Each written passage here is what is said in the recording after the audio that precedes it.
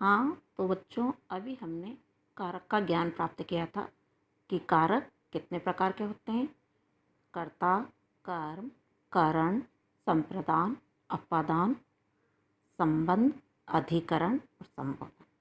उसी के अकॉर्डिंग अब हम संस्कृत में जनक शब्द के रूप पढ़ेंगे। जनक शब्द होता है पिता।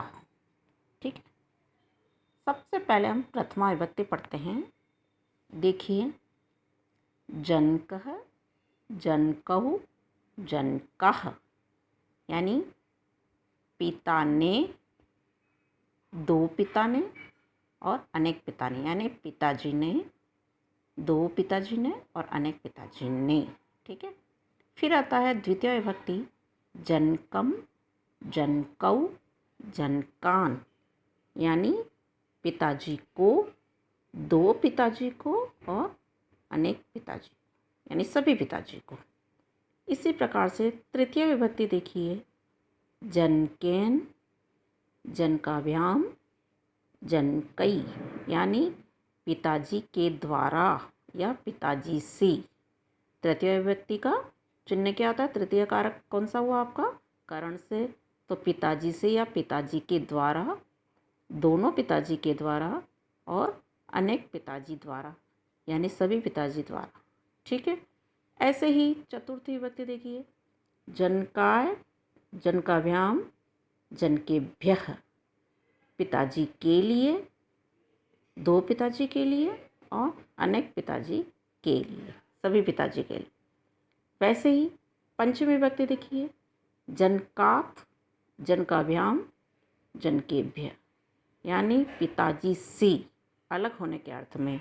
अपादान कारक का चिन्ह क्या है? से अलग होने के अर्थ में। तो पिताजी से अलग होने के लिए, दोनों पिताजी से और सभी पिताजी से।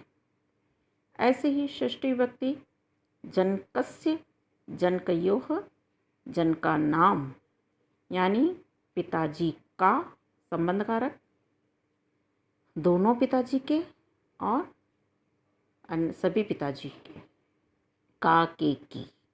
सप्तमी विभक्ति, जनके, जनकयो और जनकेषु, यानी पिताजी में या दोनों पिताजी में और सभी पिताजी में। फिर संबोधन, हे जनक, हे जनकौ, हे जनका, हे पिताजी दोनों के लिए और हे सभी पिताजी के लिए, यानी संबोधन है। उसी प्रकार से हम अस्मद शब्द के रूप भी देखते हैं। अस्मद शब्द में क्या है? अहम, आवाम, वयम, यानी अस्मद क्या था? मैं और हम तीनों लिंगों में एक समान रहते हैं। देखिए, प्रथम विभक्ति अहम, आवाम, वयम, मैं, हम दोनों, हम सब। माम, आवाम, अस्मान, मुझको, हम दोनों को और हम सबको।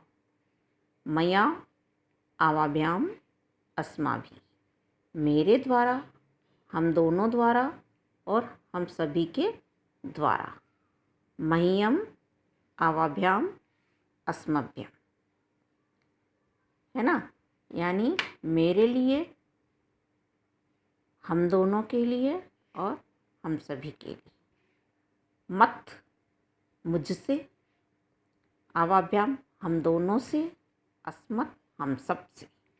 षष्ठी विभक्ति मम, आवयोः, अस्माकं, है ना, यानी मेरा, हम दोनों का, हम सब का। मयि, आवयोः, अस्मासु, मुझ में, हम दोनों में और हम सब में, यानी इसमें संबोधन नहीं होता है। ठीक है, तो हम जब तक हमको कारक का ज्ञान नहीं होगा तब तक हम शब्द के रूप नहीं पढ़ सकते।